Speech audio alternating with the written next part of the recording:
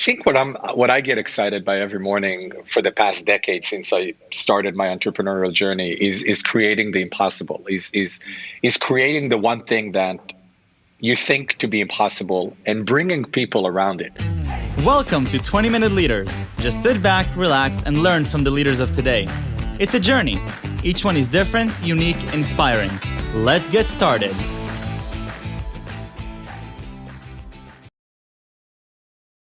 This episode is powered by J Ventures, a community-driven VC fund in Silicon Valley in partnership with Leumi Tech and sponsored by Hippo Insurance, Turing, Upwest Labs, and Hillel at Stanford. Let's talk social. Meet Yonatan Raz-Fridman, the CEO and founder at Supersocial. Yon is an entrepreneur and company builder. He is the CEO and founder of Supersocial with a mission to inspire people to socialize, play, and create in the Metaverse, starting with Roblox. Backed by industry-leading investors, Supersocial's ambition is to play an instrumental role in shaping the next era of interactive entertainment. Prior to Supersocial, he co-founded Kano, a computer company recognized by FastCo magazine as one of the world's most innovative consumer electronics companies. Israeli-born, living in the US with his wife Keri. Yonatan Raz-Fridman, thank you for joining me. How are you? I'm really good, Michael. Thanks for having me on this show. I'm so excited to have you here. Are you in New York right now? I am actually, as we speak at the moment, I am in Columbus, Ohio, in the Midwest of the US. Wow. What brings you to Columbus, Ohio? Well, we spent a bunch of time last year during COVID. We live in Brooklyn, but we came here for a few months, and then we decided to do that again. You know, New York is not really the same at the moment, so we thought let's come here again for a bit of time and see how it goes. So Columbus, Ohio at the moment.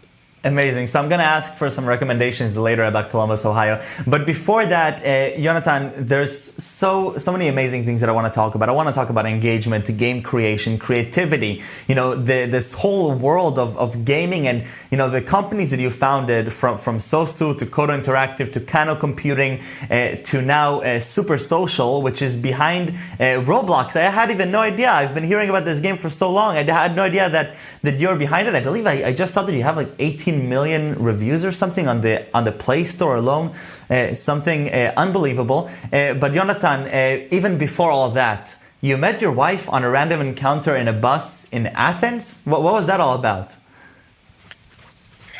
Yeah, I think I discovered that life is really all about these serendipitous moments of meeting people, either in life or business. Some of the best things that happened to me in life happened like that, and meeting my wife was no different. We were both in a conference by a company called WPP, one of the largest advertising companies in the world, and they were an investor in my first company, Kano. And I went to that conference in 2015 and toward the end of the year. And after 4 days of the conference on the bus on the way back to the airport, I sat next to this really wonderful woman. We started talking. I discovered she's originally from Columbus, Ohio, but lives in New York. And we kind of stayed in touch. And only after a year and a half, actually, we reconnected and met again in San Francisco. And immediately everything clicked, and we got married. We got engaged after 6 months. So Really? It all started on a bus. It all started on a bus. That's remarkable. I love that, Yonatan. How do you get into the world of gaming? I know that you spent some time in the IDC. You were, in the Alumni Association of the Zell Entrepreneurship Program. You're also the chief of staff to the president of Keter. So your engagement with understanding about engagement and leadership stems way back. You went from gaming. You're also in stickers for sneakers, right? How do you even get into this whole industry? Yeah, I think the journey started with getting into the Zell program. That was really sort of the milestone that changed the course of the trajectory. And you've interviewed Liat Aronson, who is a close friend and a mentor, and a big part why I wanted to join the Zell program. And at the Zell program, I really fell in love, not just with the notion of building something new, but launching something new and building a team and a company around that. Back then I was not really into entrepreneurship. I was 23 years old, and I didn't really think that that's going to be a direction. No one really talked about startups too often. It was 2008. But then I kind of fell in love. I got into the program. We started this new venture, Stickers for Sneakers, which we learned a lot about product development. that's sort of been a really nice stepping stone to join a company like Keter, where I was chief of staff to the president of the company and really learned a lot about industrial design, mass manufacturing, global business, leadership, big business. And to be honest, after that, it was kind of pretty abundantly clear that I want to be a company builder. And then, a month after I finished with Keter, January 2013, I moved to London and I started Kano, and the rest is history. So that was sort of what got me into entrepreneurship. I fell in love with the notion of building an organization, building a product, building something new on your own, and making people happy through that. So that's sort of the genesis of how I got to where I am. I love the making people happy part. Can you extract maybe one or two key things that you can recall back from your time with Keter? Being the chief of staff to the president of a company that is yielding over $1 billion in revenue, it's a daunting task. I remember from my days in 8200, always the chief of staff to, the high ranks. They're working. I've never seen people work so hard. And in some ways, you are the president because you have to be aligned with the person in charge, and it's much more than just managing the day-to-day things. It's really being as a part of the think tank. So what are some of the experiences that really made you understand what type of leader and entrepreneur you want to be? Yeah, I was really, really privileged to work for an incredible human being, Sender Tal, who was the president of the Keter Group, and incredible emotional intelligence, really smart business acumen in terms of what takes people, what makes business work, how to create win-win situation, not what with team members, but also with business collaborators. Having the foresight and the creativity to think about new product ideas differently in a way that the market doesn't necessarily look at. And I think above all, also taking that operational excellence that a company like Keter had. If I look at all of these different things that I took from Keter and learning from Tal and other people's in the organization, these are things that really served me well when we went and built a new computer company. You need to remember, I started Kano at the age of 29, a computer company. I didn't know anything about building a company. I didn't know anything about building computers. I didn't know anything about manufacturing in China. We had to figure out all of those things. And I think being part of a company that ships over 200,000 containers of plastic products across the world and billions of dollars of revenue every year really gave me the confidence that going into building a computer, I'm going to figure it out. I'm going to go to China. I'm going to learn how to manufacture computers and electronics. I'm going to figure out how to build a team.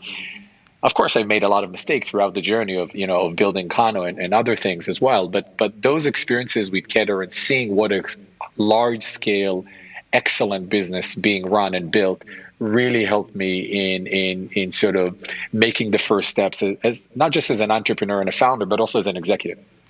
Right, so it was all about getting your hands dirty at that point, right, and getting that first-hand experience, understanding that it's about getting the hands dirty, even if you want to become, running a 1,000-person company. And I think that what I've been observing is that I've been talking to people that are running, that are managing thousands of people, but it all boils down to their core experiences. I keep thinking back to Alibaba and Jack Ma's upbringing, standing outside of the hotel, teaching tourists how to speak English, or giving them showing them around so that he can learn English, right? It's all about those experiences that really make you as a leader, right? There is a great Picasso quote, which I always remind to myself. And Picasso said, "I always do that which I do not know, so I may learn how to do it." Exactly. That's it. That's kind of the essence of it. How do you find yourself as a market leader, at the cutting edge of entertainment? You're creating a multitude of companies that are dealing with entertainment, dealing with gaming. What is sort of the part of you that it understands, okay, I really want to build stuff that makes people happy, and through engaging products, I'm going to make that happen? Yeah, when I think about a new venture and when I think about the genesis of starting companies like Kano or Encodo and Supersocial now, I think for me it's always start with what is the value? What are we actually going to make people be able to do?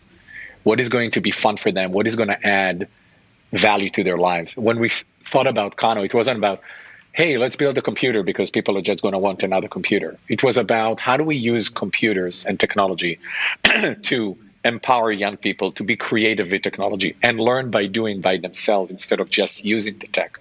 And when we think about Supersocial and why we decided to start Supersocial, it was in the middle of a pandemic. Supersocial was born in June 1st last year. The pandemic, 2 billion people are out of school. And what I think we realized was if we look down the road, 5-10 years down the road, it was really the understanding that the notion of human connection in a virtual world, the notion of human expression in a virtual world is really going to shift and change in the next decade. And we wanted, as a company and as builders, we wanted to build experiences and virtual worlds for this new generation that is going to explore and experience human connection and creative expression in a whole new way.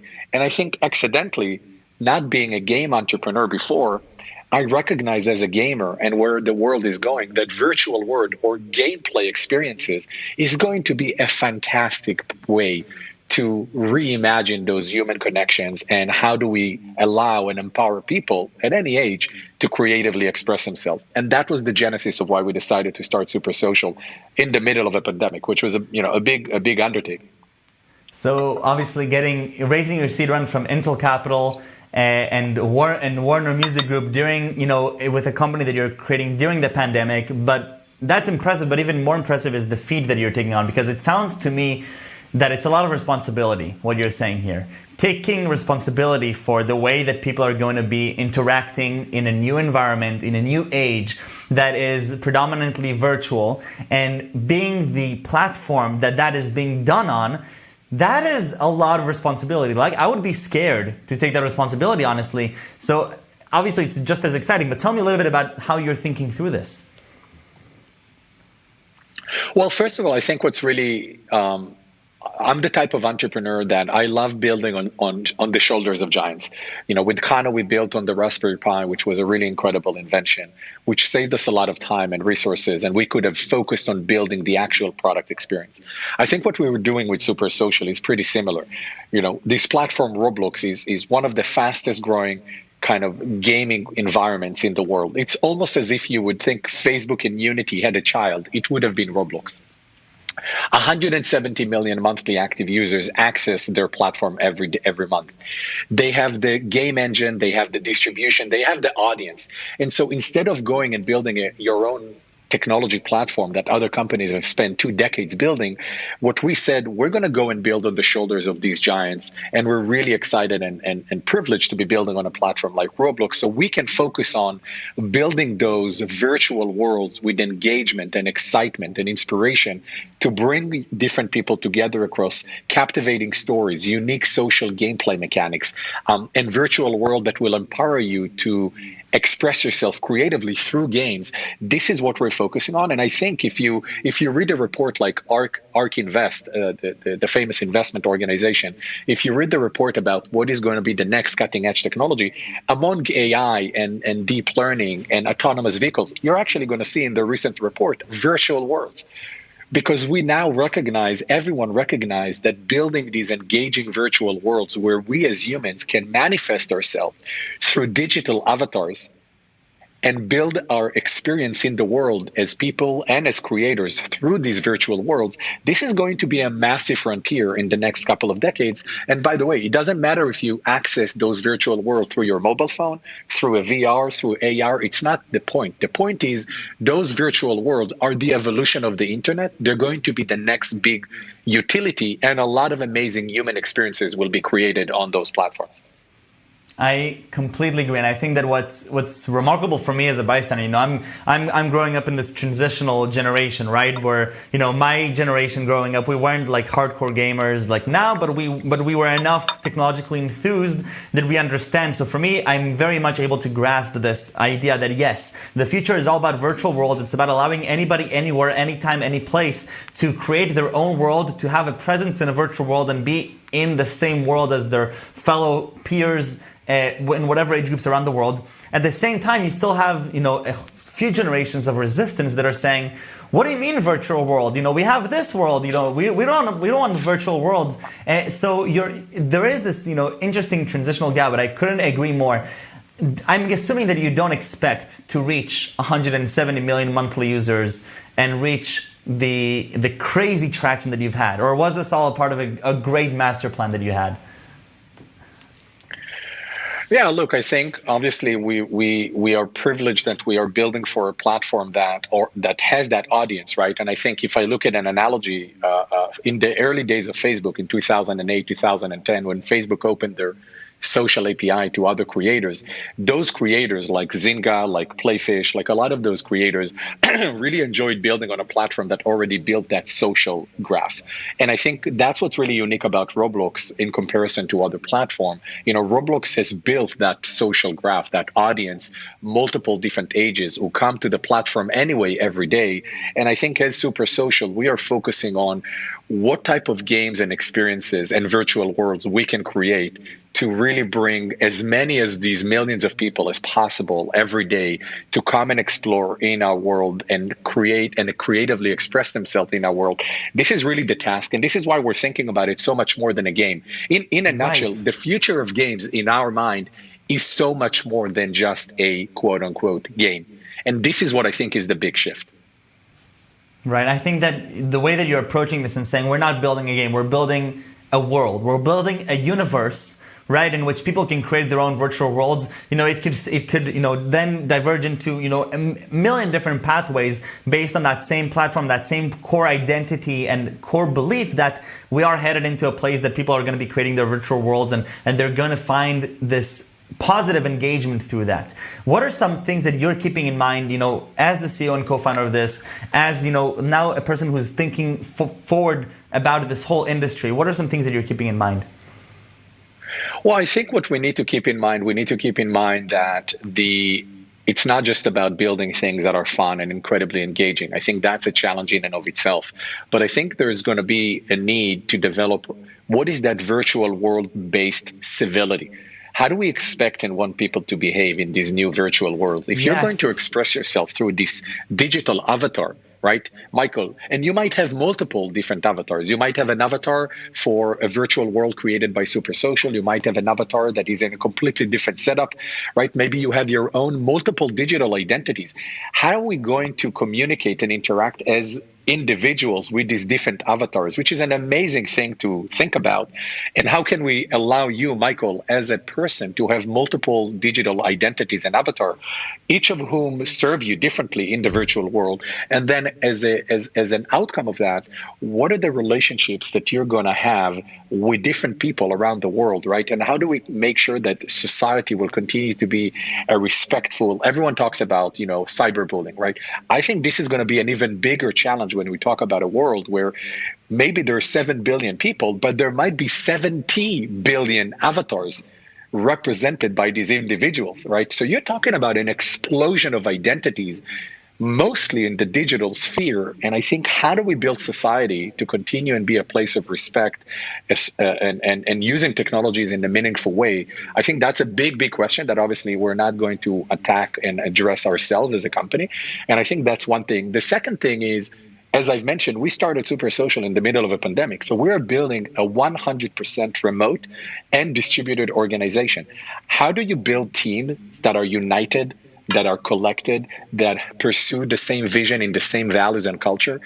This is something that we are writing the playbook on the go. We don't have all the answers, but we started as a remote team. And I think life will come back to some normality and people will get back to offices at some point.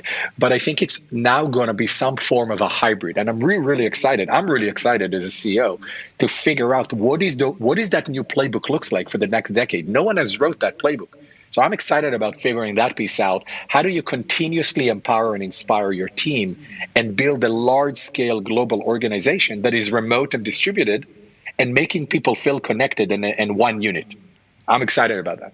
What I'm particularly inspired by throughout these 20 minutes is this excitement mentality over the questions that have yet to be answered.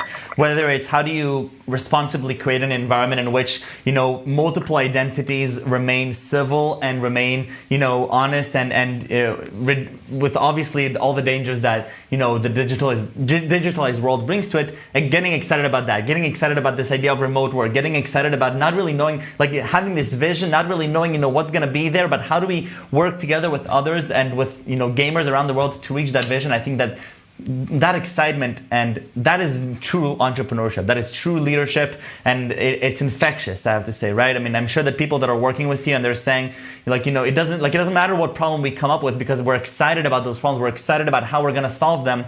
We're going to be hands-on in solving them, and we're going to be intentional about solving them. It feels to me that so many, tend to either sugarcoat stuff or to shrug it off and saying, okay, we'll deal with that later. We don't want to talk about it too much. But here you're saying, no, I'm excited about these problems. I'm excited about them as opportunities, and I think that's just remarkable. Yonatan, what really gets you going in the morning? What makes you sleep well at night or not well? What really gets you excited about what you're doing here? I think what I get excited by every morning for the past decade since I started my entrepreneurial journey is creating the impossible. Is creating the one thing that you think to be impossible and bringing people around it, right? At the end of the day, our number one company value as Supersocial is team is literally everything. Our flywheel starts and ends with the team. If you have amazing people and they're motivated and they're excited about a vision, and you build an environment where they can be the best version of themselves, you have really good chances of changing the world. And I think that's the core of what I do as an entrepreneur. I'm excited about the future, the vision, the world we can help create as a company. And I bring really amazing people together and empower them to create that future, because that's the only way to do that. I'm not going to build it on my own. And that's what keeps me going in the morning. That's what keeps me working so hard. I spend a huge amount of my time finding those people, getting them excited, getting them committed, helping them grow. I think this is the job of leadership and the job of entrepreneurs. And, when people join us, I tell them, look, I might be your boss, but you're my teacher. I'm going to learn from you more than you're going to learn from me. And my job is to help you be the most successful you can be. Because if you do that, we can actually succeed. And that's what gets me excited every morning. Yonatan, toda rabba rabba. Thank you so much for the inspiration. I just love it. I just love what you're doing. I love your motivations. I love your execution, the products, everything. So thank you for joining my show. It was phenomenal. The most important question, 3 words that you would use to describe yourself. Optimistic, determination, and love. Yonatan, toda rabba. Stay safe and stay healthy. Enjoy Columbus, Ohio, and I really hope to see you in person, in one of the virtual worlds, wherever it may be, but continue seeing you. Thank you very much.